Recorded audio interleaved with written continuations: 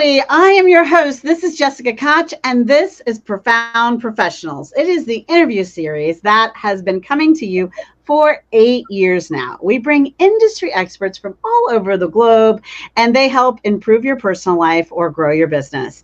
Today, I have two very dashing gentlemen. I have Bob. He is recently retired, and after a 50-year career as a psychiatrist, a naval officer, an engineer, a consultant, and a business leader, I think the only thing he didn't do was juggle at the circus. He's recently released his memoirs in April, and they are filled with insight stories and lessons learned. And we also have Daniel, and Daniel is super close to my heart. Poor Daniel, I pick on him all the time, but what he does is the best ever. He is school safety professional working to keep children safe in schools and really helping the school systems have a plan, right? Part of safety is planning. And Daniel is going to give us a lot of great insight on that as we go. So welcome to both of you gentlemen. Thank you, Jessica. Thank you. Yeah. We're going to go with safety first, Bob, and say, Daniel, tell us a little bit of your journey and how you got into talking to schools and having school safeties be your profession. Well, a little bit of my background, I actually started with the Secret Service and worked there for 24 years. I was fortunate enough to stay in Washington, D.C. the entire time. I actually started with the end of the Reagan term, a long time ago, and finished up under Obama. And when I retired, I moved down here to Florida, and I was going to retire. And obviously, that kind of personality, I couldn't sit still. So I was fortunate enough the county school system here had a position for me in school safety. And I was hired and worked there for 4 years. And it was something we started slow because, safety from, we're going back to Columbine, and we don't have to talk about that, what happened there. But it's just something that as time has gone on, we want to keep schools safe. So I was fortunate enough, I had the people behind me that encouraged me. And we were able to do a few things with the lobby area, with training our teachers and actually our parents, not training our parents, but talking to parents about what you can do, obviously, to help your community and keep schools safe. So that's a journey I took. And we could talk a little bit, I don't know if you want to talk about the book now, but we could talk a little bit about why I wrote the book. After that tragedy in Uvalde, Texas, I was pretty upset, being former law enforcement myself. And it was just an anomaly. That's something that, you would never think happened, but it should never have happened. And so I wrote the book, and the book was basically just something to give confidence to teachers, administrators, and parents that there's no reason to really have fear or panic when an emergency happens. It's going to happen anyways. You're going to have that fight or flight response because no one really knows how you're going to react in some kind of emergency. But I wanted to give them the confidence that, look, if we follow this scenario, that we follow this drill, this training, you're going to be okay. So I wanted to give the teachers, parents, the confidence that if something happens, whether it's in school or in your own personal life, you're going to be able to handle it. It'll be okay. Well, and we have that in fire drills if there's a fire. And when I lived in, I was an elementary school in Laguna Elementary in California, and I was actually there at the time Mount St. Helens went off. And I also, they had earthquake drills and things like that, right? And so there is, you practice this, you have a plan, you practice the plan on some level that's healthy and not overwhelming for the children or the teachers, and then things can turn out better if the worst case scenario occurs than not, right? And I think that that's a wonderful thing to give. And you talking about even like the mindset and a mental plan, I think that's a great segue into our other guest, Bob. So Bob, you've done I feel like a juggling of lots of different things: a psychiatrist, a naval officer, an engineer, a consultant, a business leader. I feel like, wow, what ball is in the air? Give us a little bit of your background and how you were led into some of those careers. You bet, Jessica. And actually, it's a physicist, not a psychiatrist. Oh my gosh! Well, that makes a big difference. It's a big difference. Yes, so a big difference. But I'll explain. Some days I can read. Some days I can read what I type. Not all days. Not a problem. So I was actually I was born in '51, so I'm 73 years old now. Just retired. But born in Brooklyn, New York. Grew up on Long Island, New York. My husband too. Yeah. Well, he was born in Queens, and they had family in Brooklyn and things. But he grew up on Long Island, so Long Island. Probably. Well, I'm probably a bit older. But could be his dad. But then after graduating college in Manhattan at Hunter College, I was actually recruited by the Division of Naval Reactors to teach at the Naval Nuclear Power School. In '75, kind of moved down to Orlando and spent 4 years there. Then kind of leaving active duty, actually moved up to Columbia, Maryland. And spent a while there, got relocated out to San Diego, then relocated back to Columbia with a promotion. Then left that company, joined another consulting firm, wound up in Sacramento, California, then back down to San Diego, and then ultimately here where I live, which is Las Vegas. And I kind of wanted to have a home base with plenty of opportunity for great food and entertainment and everything else. But Jessica, people describe my career more as a career lattice than a career path. I've tried a lot of different things, and it's all progressive, but it in fact gave me an opportunity to kind of really exercise a lot of my interests. So getting a bachelor's and master's in physics and another master's in environmental engineering, and then having an opportunity to consult in engineering. I did tons of training. Adult training, mostly technical training, and then ultimately kind of a progression of executive positions over the years. So physicists, that makes me first think of The Big Bang, right? Did you watch The Big Bang? Or well, actually, I sure did. And actually, the Big Bang is a good representation of what it's like to get a few kind of physics majors, physicists, and engineers, and graduates. That's a lot of that conversation resonates with me. And we actually were a fun bunch of people, kind of geeky for sure. But that also got me into chasing total solar eclipses, which I've done for years. The first one was sitting around like they sit around and talk. And we said, well, there's going to be a total solar eclipse up in Canada.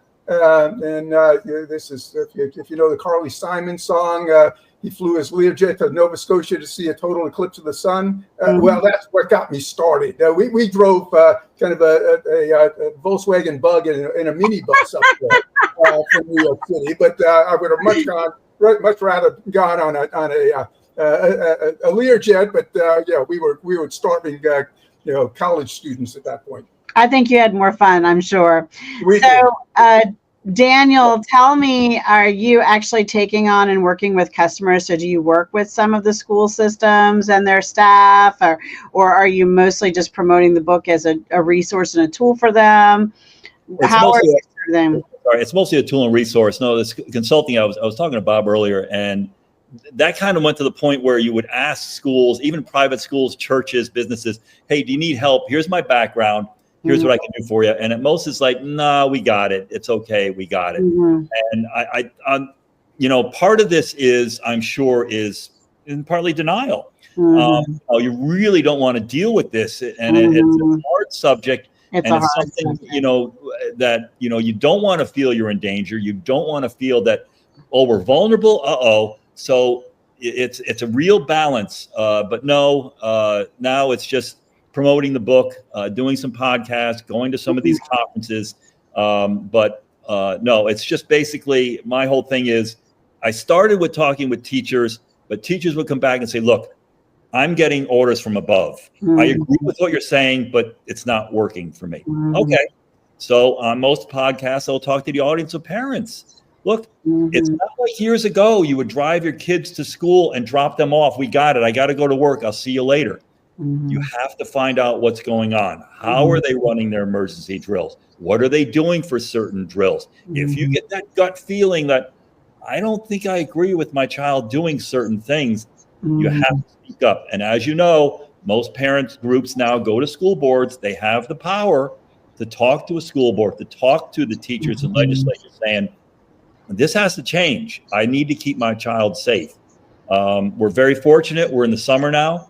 So that, I agree, it's in the background, which it should be. But just prepare as it comes up here. They're going to have to start running their drills here end of August, September. Find out. Talk to your kids. I know what it's like. I got a teenager. You got 2 seconds. They're gone. You don't sit at the table anymore as a family. That's years ago. Just ask them. How are they running the drills? What is it you're doing? I don't care if they're elementary up through high school. And find a funny feeling. The red flag goes up. I don't know if I agree with that certain way you're doing it. That's when you talk to your school. Yeah, I think your conduit is twofold. Possibly the PTAs, the heads of the PTAs, because they're really motivated to be involved and know what's going on. So the PTA might be a great resource for you. And then the other thing that might be possible is if you set up or work as an umbrella under another nonprofit, because there's definitely federal funding that would then provide your books and programs and materials to the school systems. So whether they could admit or were comfortable enough to talk about the subject that they have a problem or not, they could get the solution. So those are some things that I could see really, really working for you. How about you, Bob? Are your consulting days over? Are you working with people? We know you've released your memoir. We're going to be talking about that in just a few minutes, but what are you doing now to work with the business community and support the community, and who are you kind of attracting to you, and how do you want to play in that world right now, Bob? Oh, sure. Yeah, that's a great question, Jessica. And in fact, I see it right now as kind of the give back. Like I said, I'm 73. I'm healthy. I'm vital. I think I probably have a good 15, 20 years left in me before you can package me up and sit in a corner or something.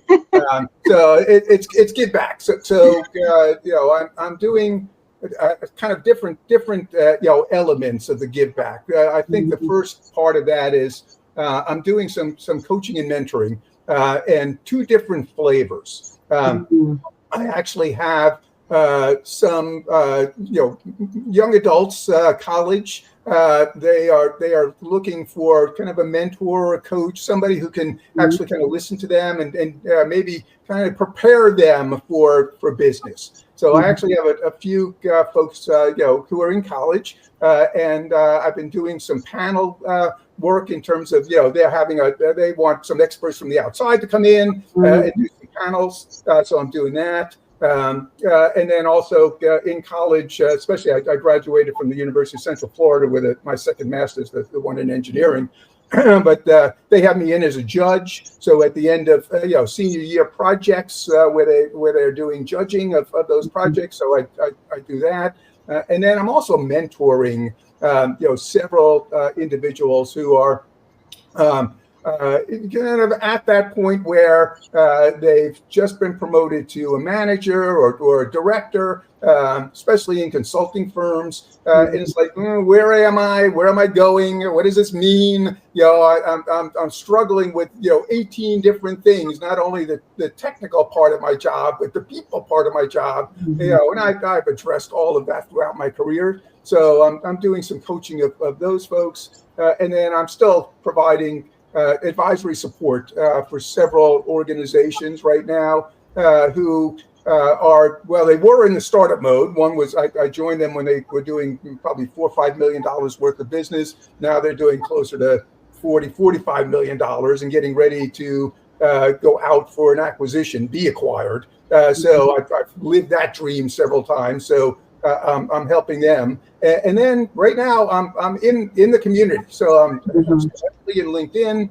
You can find me in LinkedIn, and I'm trying to actively participate in discussions, and when questions are asked, or I can provide some guidance, especially in an area of passion that I have right now, which is the power of curiosity. And then I just was named a fellow in the Global Curiosity Institute there in Belgium. I'm now a fellow of the Institute, and provide additional support for them. They're looking to develop maturity models. How do I know both personally and in business, what my level of curiosity is? How do you encourage that? What do the results look like? How do I measure it? It's been a fun time, especially when I'm not taking any money. So nobody can tell me, well, you got this milestone, Bob, or let's meet this objective, or I've got a business meeting in Europe that I want you to attend virtually, and it's at 3:00 in your morning because I'm on the Pacific Coast. It's like, how about no?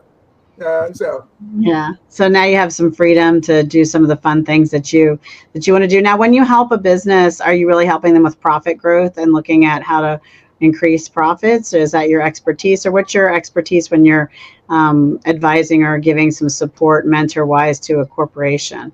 That is an absolutely great question. And I'm not I don't focus on profit as my advisory. What I focus on is how are you going to build your business? Okay, are you providing the right services in the right manner? How is it resonating? Are you in fact competing in a way that you're going to be able to grow your business, prosper in the future?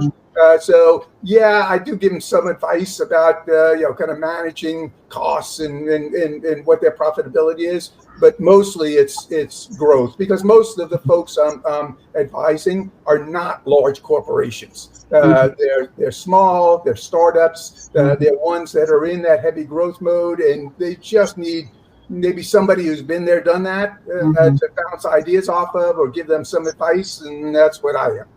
Well, advice, that's right where we're going to go. Daniel, can you give us a tip for parents or PTAs or teachers or schools or whoever you think needs the biggest tip from you to help with this process? Well, usually what I say, and again, this is something not just with schools, but in life, it's basically keep yourself safe, and then you can help others. We've had some issues with incidents that have happened at schools where individuals have gotten themselves hurt, and we're not going to go into details of that. Sure. However, I tell people, look, when you're in some kind of emergency situation, your first thing should keep yourself safe first. Go running towards something if you're not prepared for. I say the same thing. I try to make a adjustment or not a metaphor, as if you're in a plane and that oxygen mask drops out. What do they tell you? You put that mask on yourself first, and you can help a child or an elderly individual. So that's my tip. You keep yourself safe first when you're dealing with some kind of emergency, then you're going to be able to help others.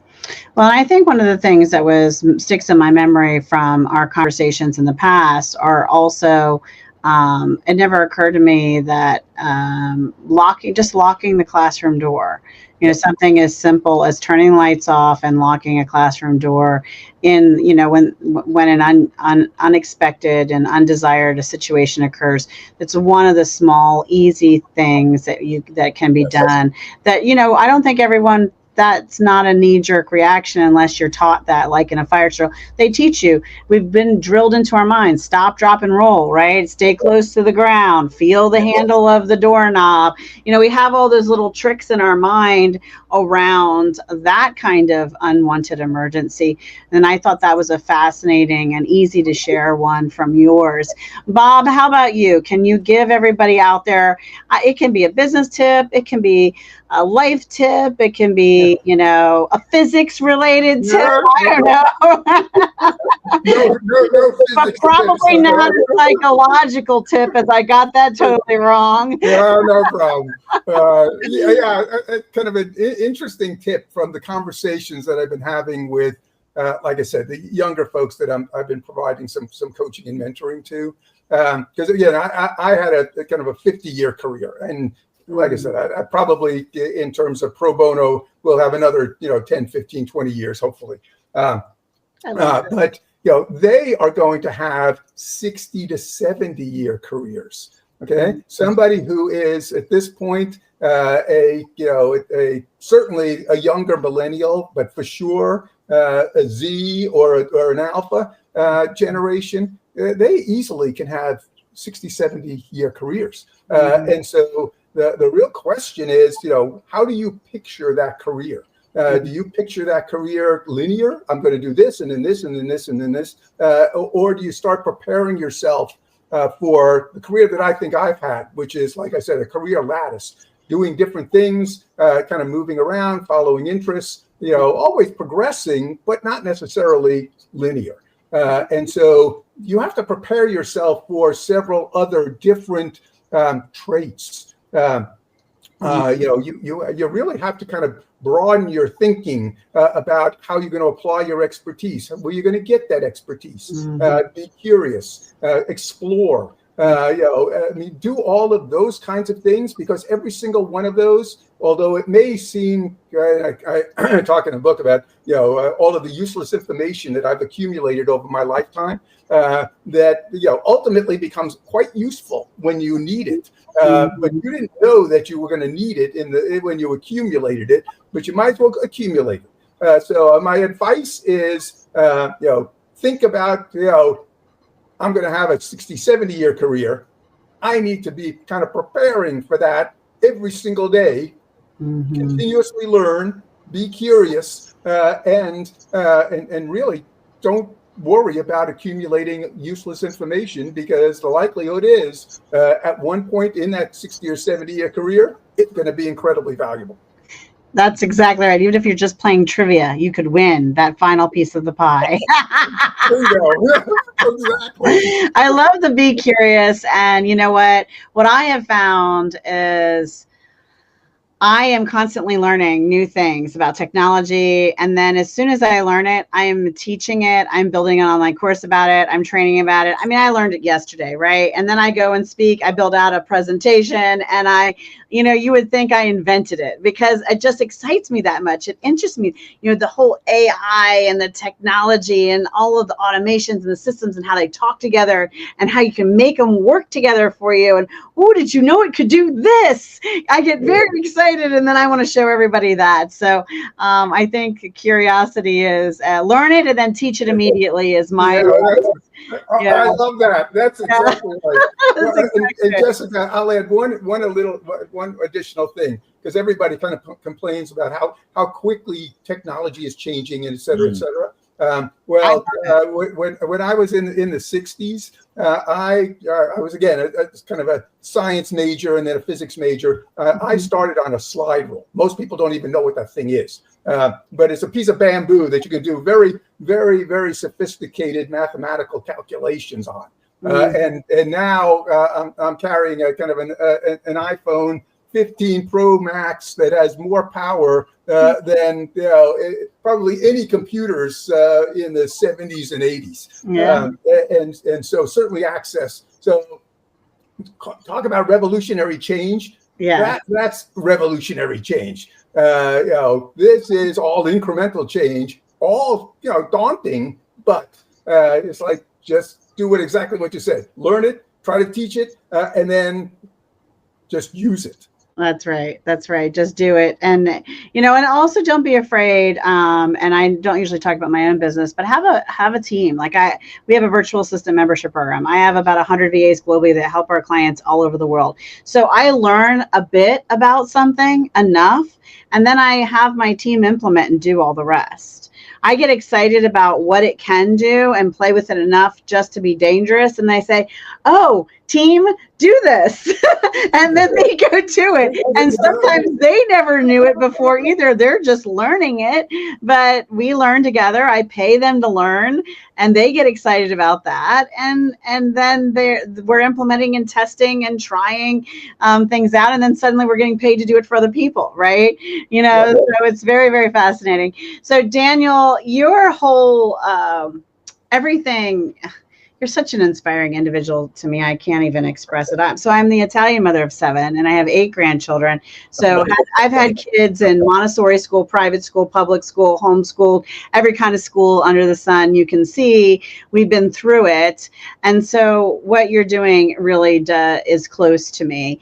And it's a cause all on its own. But one of the things I'm very proud of about Profound Professionals is we take a moment of pause, which we're about to do here. And so if you're watching from wherever you're watching, as we stream this, put in the comments the cause that you care about that's close to your heart, and hit the share button and invite people to watch this, because we want them to know about your cause. But most importantly, we want to inspire people to give time, treasure, or talent to something bigger than themselves. Maybe it's a cause close to their heart. Maybe it's the one that our guest here will share today. Maybe it's the one you wrote in the comments. Who cares if a great act of kindness happens from you hitting the share button? Hero on you. So thank you for that. So Daniel, tell us a cause that's close to your heart. Well, I don't say it's not a cliche. I grew up on a farm and always involved with animals. And just a short story. I remember taking a philosophy class, and they were talking about farmers and having animals that are going to be food. How do you deal with that? You're going to be killing these animals because there's chickens and cows and pigs and all this stuff. And I got emotional, and this was an online thing. And I came back and I said, you do not understand the love that a farmer has for his animals, even knowing they're eventually going to be food. So I'm only saying that because, you grow up with animals and then dogs and cats and stuff. And of course, when I was in the Secret Service, I had the fortune to be in the canine unit, which dealt with going in front of the president, checking for bombs. And he was also a police dog trained. In fact, I have him as a tattoo on my arm. Anyway, it would be something to do with the ASPCA, something to do with dogs and cats. I'm sure there's organizations out there that, but that's my passion for animals. I bet there is a nonprofit specifically for canine helper dogs, the ones that help police and that are in the space of protection dogs.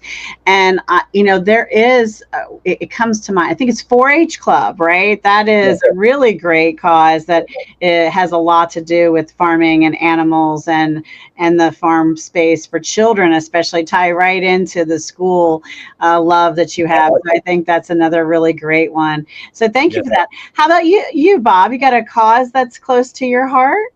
I think I do, actually, several of them, but the one I think I want to kind of talk about is the Sierra Club. And so I'm actually a life member. I'm a wilderness guardian.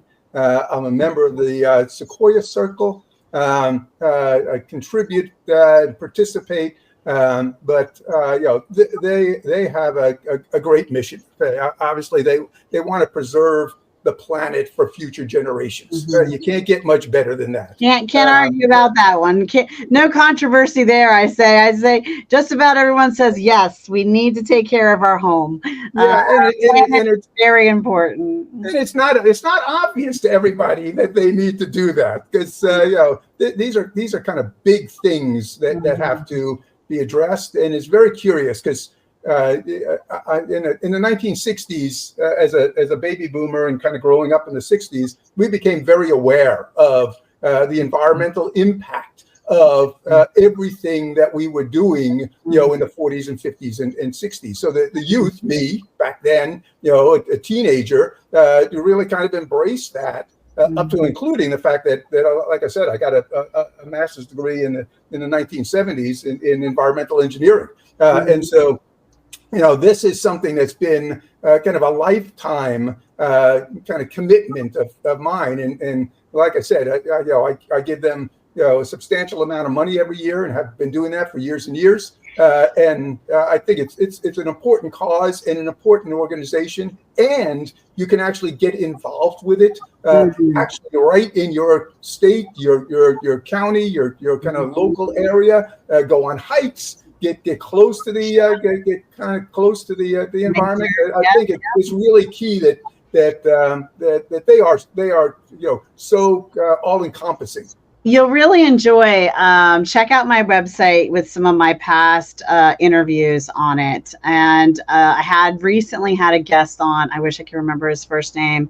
How terrible me. I've almost interviewed 1,000 industry experts globally, but he is about green investing. And so he talks about how that works. And it started making me think about what everything, what this necklace is made of, and what is my shirt made of, and what is the treadmill I run on made of, and all of those different components, and investing from a green standpoint, right? Because we do need to have materials, we need to wear clothing, we need to have things in our house, but the perspective of that, and I think you'd really appreciate that. So that's what that made me think of. I really love the cause you shared. Thank you for that.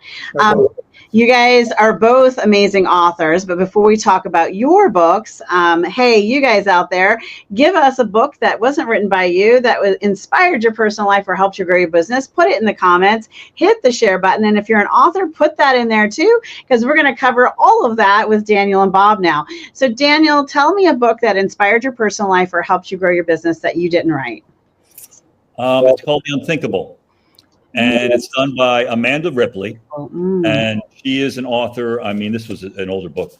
What happened, I don't even know how I turned on to this. I don't know if someone suggested it to me, whatever. It's called Who Survives When Disaster Strikes and Why? And she went back and she interviewed people who went through the Oklahoma City bombing, who went through 9/11, who have gone through kidnappings, all kind of stuff. And come to find out, through all these scenarios of these type of emergencies, everything from floodings, and I'm sure she probably people that dealt with Mount St. Helens, how they reacted. And she found out that everyone usually reacts the same way. And sometimes you react according to your job. Law enforcement, doctors, nurses, firemen, they go to the emergency. Will do whatever their job is or whatever their training or their background is. So it was really interesting to me about this, especially when she talked about 9/11 and some of the heroes there that helped. One of them, in fact, the gentleman, if I can't remember his name off the top of my head, he worked for one of the banks there, whether it was JP Morgan or Chase, and they were up on 15th, 20th floor. Well, he would run fire drills, walking down the. He didn't care what your position was. President, vice president, whatever, we're going. We got a fire drill. Here it is. We're going. And he'd walk them down the stairs through all that stuff. And then when 9/11 hit, he got everybody in that office out. Everyone. I don't know. Because they all practiced it and they all remembered. It is an imprint for sure. Even though you roll your eyes and, oh no, another fire drill. Yeah. Well, all those people and tragically went back in and looked for more, and he didn't survive. But it's just, no one knows, again, like I said, how you're going to react in an emergency. Sure. We just try to prepare as best as possible. And all those stairs, man, that's great exercise too. So what a wonderful book to share and what a wonderful hero to highlight. So thank you for that. How about you, Bob? A book not written by you, but it inspired your personal life or helped you grow your business. Yeah, and it's actually a book called Control Your Destiny, or Someone Else Will. Good title. It's written by Noel Tissue and Stafford Sherman about Jack Welch. Now, so this is back in the late 80s, early 90s when GE was the poster child great company. Actually, at the back of it is a handbook for revolutionaries. And I read the book back 30 years ago, and then used the handbook to actually reorganize several of the consulting firms that I was working with. Cool. And so it stuck with me for the last 30 years. But I actually kind of wrote down there's 6 rules for business leaders. And I'll read it so that's in the podcast. So control your destiny or someone else will. So the title. Face reality as it is, not as it was or as you wish it were. Be candid with everyone. Don't manage, lead. change before you have to. That's a really interesting one. And then if you don't have a competitive advantage, don't compete. Which is the one thing that I take into my advisory when I'm sitting down with somebody, and I really want to know, number one, who they're competing with, how they're competing, and are they actually do they actually have a competitive advantage? So I think those are some of the key takeaways, and I've kind of lived my whole business career around those. And I refer to this book. It's still sitting in my bookcase, although I've got like one physics book left and a couple of engineering books left, and and a handful of business books. But this is the one that survives everything, because I still refer to it. When I'm advising somebody. In fact, one of the mentees that I have right now, she's a director in a consulting firm, and we talked about this book and those 6 elements, and she said, of all the things that we've been talking about, this is my major takeaway in terms of putting it into practice in my own organization, our own organization. So it was like, yeah, it still has life left in it. Yeah, there are some things that are tried and true that just last the test of time. So thank you for that, Bob. That's wonderful. Daniel, now let's deep dive into the name of your book and a little bit about your book that you want to share with everyone out there. Sure. It's called The First 5 Minutes. You go on Amazon, you type that in, it'll come up in the first, 5 or 10, whatever, searches for you. The reason I called it that was FBI data shows that when you have an incident like that, it usually lasts between 3 and 5 minutes. And during that time, teachers, students, you're on your own. I mean, help is on the way. They're coming, but you're on your own. So we don't want to panic. And I know when I deal with teachers, they're just incredible people. One of the hardest jobs, obviously, in the world now, after we dealt with the pandemic and all that stuff. You want to keep those kids calm. Everything's okay. You're going to hear bad stuff, but help is on the way. We're okay. So in the book, I mentioned, and you already mentioned this about mental memory, implicit memory of having something you do that you don't even basically think about, like buttoning a shirt, tying a tie, putting your seatbelt on, and you don't even think about it.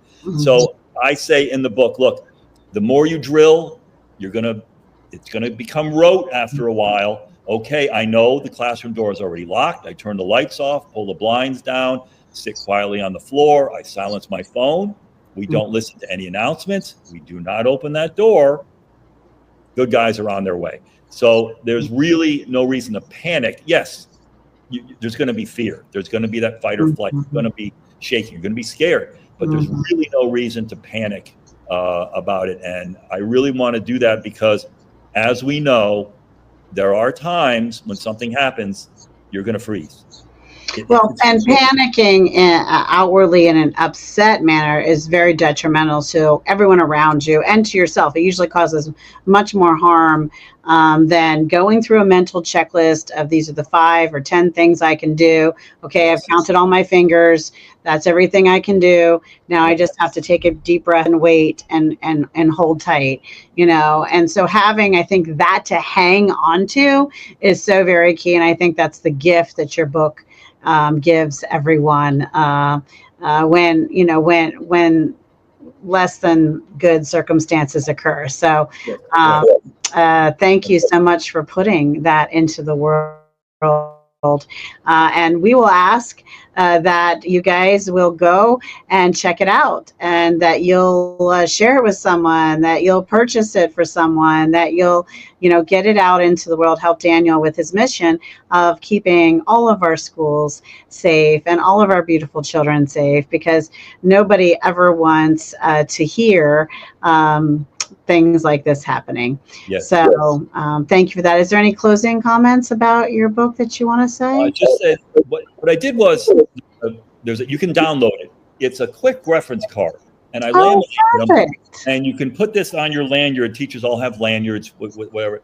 And on here again, we talked about if you forget something, your mind goes blank, and I just go through a list of a lockdown or a fire or a bomb threat or a threatening individual.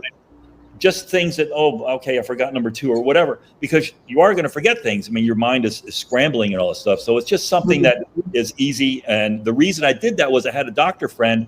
They use these in emergency rooms, because I said, for what? And she goes, oh my God. She goes, what if there's a code purple? She goes, we haven't had that in months. I forget what the heck purple is. I got to look on the card. So it's just a quick reference card to remind you of something when you're panicking. That was brilliant. That was a brilliant idea, Daniel. Thank you for that. All right, Bob. I've been on pins and needles. I want to hear all about this memoir of yours that's been released. Talk to us about your book. Oh, yeah. Thanks, Jessica. And here it is. It's called My Curious Life. If my grandkids ask about me, tell them this. And you notice it says if, not when. I'm hoping, okay. But it's published by Ibis Books, also on Amazon. And then you can get more information about the book on my website, mycuriouslife.net. mycuriouslife.net. Wonderful. Yeah. So probably now about 2 years ago, grandkids, one just turned 8, one's 5. So a few years ago they were younger. And I'm trying to kind of explain a little about my life, and then you can imagine, they're not interested. Well, they're little. They're small, but. Okay, it's like, what am I going to leave them so that, when they do ask 10 years from now, they go, oh, Mom, tell me about Grandpa and what he did. Mom is probably not going to know. My daughter, she wasn't that interested when she grew up, and she's probably less interested now. Well, people even who are interested in know you, most people don't grasp what a physicist does anyway. So what I try to do in the book is actually capture that. So it captures the 70 years. So I actually start off in the 50s, and it's not chronological. Kind of jumps around different subjects. It's kind of written in 4 different parts. So after a little introduction, it then actually describes my life as a 5-act play. And so, different aspects, what did I learn, and jumps around in terms of different things about me and how that got me to where I am today. But then the second part of the book effectively deconstructs Bob Danna. Okay, so I consider myself an intellectual. Okay, and so what is that? And how did I get there? And actually, I grew up in New York City. So the World's Fair was there in 64, 65. I went 17 times. And it changed my life. Obviously, it solidified my being a scientist, and then wanted to be a physicist, and then, et cetera. So, but I talk about that. I also deconstruct myself when it comes to being a physicist, a naval officer, because I left the service as a lieutenant commander, and then as an engineer, and then as a business leader. And so I deconstruct myself and give people a flavor for what that is. How do you, and so, like I said, people don't know what a physicist is. Well, I kind of try to explain that in a few pages. I mean, I'm not going to bore everybody to death. So, we're talking like 5-6 pages. But then kind of deconstruct myself further, because most of the time, especially when it comes to curiosity kind of comes in 3 different flavors. You're curious about the world, okay, and then you're curious about other people, and then you're curious about yourself. And so I kind of take the third part of the book and actually talk about personality assessments that I've taken in the past. What did that actually tell me? Is it accurate? And I kind of give a bit of a lighthearted view into. I actually left. I retired from Deloitte Consulting ultimately, and my last personality assessment was a business chemistry one. So I actually describe it all in detail.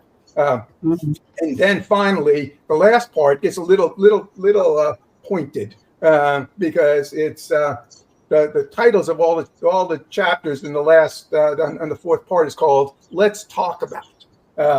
So, let's talk about traveling in the United States. Let's talk about traveling worldwide. I've been in 50 different countries. And so I met all kinds of people. But then also, let's talk about politics. Let's talk about religion. And then, what did I learn in all of those things? And then, what makes for a fulfilled life, a happy life? And so that's all kind of the grandpa sitting around the Thanksgiving table, and you don't want to hear anything more, but here it comes. And then I kind of wrap it up at the end. But I'm trying to actually capture the essence of me, okay, to pass on to my grandkids. And at the same time, it's actually written so that the reader's looking over my shoulder. Okay, so it's written in the first person to my grandkids. So it says your mom, your grandmother, your great grandparents. Jessica, I'm 100% Italian, Southern Italian. You said you were Italian. I'm Italian. That's right. So it's like, well, let's look at heritage. What does that mean? Yeah, and I think you're leaving captured in the book. I think you're leaving an amazing gift. I really believe in legacy and teaching people the art of how to pass their stories down and how to have legacy in family and, have that be, money and knowledge and story and photos and, and art and songs and poems and paintings and carpentry structures that the families or buildings they've made or land the families owned in the history of the family. And there's just so much more to legacy than, I want it to be money too, but there's so much more than that. And people aren't learning about how to pass that on. So one of my dreams is to create a legacy community that we mastermind about that. We teach about that. We talk about that. We talk about how to preserve it and how to pass it on. And we actually have a platform and a place to make it easier for families to pass it on and give outlines to structures of memoirs and life stories so that people can easily kind of fill it in if they're not like a inspired writer like you, Bob, and, don't take it on gung-ho without help. But this way we could have everyone's story. We could have all the aunt and uncle stories and all the grandparents' stories and all of the children's stories and start to teach the children to start writing their story as it unfolds so that they will have it to pass on for however many days they get blessed on this planet for the people who love and care about them. There's so many stories that get left untold, so many great humans that have made an impact on this world and have done profound things that you and I will never know about. Some in our own families. Some in our own genealogy, and we'll just never know about them because it wasn't captured in a way that we could have access to it. If you were my grandfather, I'd be thrilled that I had a book that I could go see, what made you tick, what you care about, what your hobbies were, how you fell in love. All of those things are fabulous stories that are part, of if you were related to me, even be part of me. I think we're all connected as people, so I'm constantly reading other people's stories, great people's stories and documentaries and things, because I feel like they're all related to me on some level. We're all earthlings anyway, so we've got that going for us. Well, and really funny, my brother had a birthday here recently, and I went to his birthday party, and he had a bunch of his friends in, and it wound up one of them there was named Damiano. Well, that's my mother's maiden name. And he's in Sedona, Arizona. And so it was amazing that we started comparing notes. And this is probably a cousin 2-3 times removed. But it was the Boston clan. When they came over. So, but you're right. I totally believe that, Jessica. You start doing that kind of six degrees of separation, then you're related to almost everybody. So it's great. Everybody. Well, gentlemen, you have been such amazing and wonderful guests, and I hope you've enjoyed being on the show with me today. And if you're watching out there and thinking, hey, how can I get on this show that's been around for 8 years and is helping touch so many lives with so many brilliant experts, and you'd like to be one of those experts, well, reach out to us and our team, and we'll tell you just how to get on the show. Now, before we close out today, today, I would love you amazing gentlemen to give us a final thought, a piece of information or inspiration to close us as we go. Daniel, how about you? And thank you again for everything you're doing in the world. I think that you really are a shining light in our world, and in a dark subject and in a dark place. And I thank you for that. Yeah, no, I appreciate that. And not many more advice than just basically keep yourself safe. I know that's, we run that over and over again, but most people go about their lives and they just want to not have any issues, just not have any problems. So I just want you to be aware. Again, we're getting close to when school opens. Talk to your children, find out what's going on, have the confidence. You can talk to the board. It'll be okay, but definitely don't just let it happen where I'm dropping them off at school. They got it. I got things to do. So it's definitely good to be involved with that kind of stuff. And, because I've got a 17-year-old, and now luckily he did get accepted to college and he's going to be on his way. So, while you do have young kids in school, just talk to them. Mm-hmm. That's beautiful advice. Thank you. How about you, Bob? What do you have for us as we close today out? Yeah, and again, on that same topic of curiosity, I actually believe in my heart that curiosity drives all aspects of a happy and fulfilled life. So be curious and always skeptical. Curious has kind of two sides of the coin. Skeptical means you ask tons of questions. Always asking questions, always looking for more information. That's why you're labeled curious, and not just I'm doing a random walk through information, and then just never stop learning. If in fact there's a 60 or 70 year career ahead of you, you might only be able to predict the next 10, 15 years. That means there's 55 years of things that you have no clue about. So you better learn, and always learn. Mm-hmm. I love that. Great advice, gentlemen. Thank you so much for being on the show again today. Thank you, everybody out there watching. As always, I am proud to be your host, Jessica Koch. This is our show, Profound Professionals. And until next time, be kind to yourself out there and be kind to each other. Bye, everybody. Thank you, Jessica.